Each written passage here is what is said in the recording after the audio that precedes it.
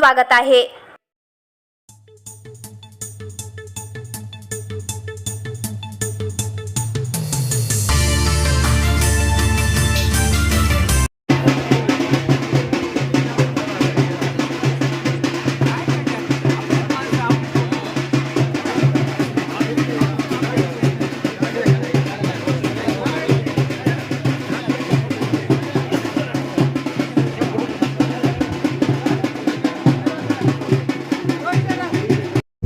मामा यांच्या सत्कारानिमित्त उपस्थित सर्व सन्मानी या ठिकाणी आपल्या गावातील सर्व गावकरी मंडळी या ठिकाणी सकारामजी मामांनी पंढरपूर येथे आपल्या वयाच्या 70व्या वर्षी पहिला क्रमांक जिंकून आपल्या धनगर टाकळीचं नाव सर्व महाराष्ट्रामध्ये सकाराम मामा यांच्या रूपाने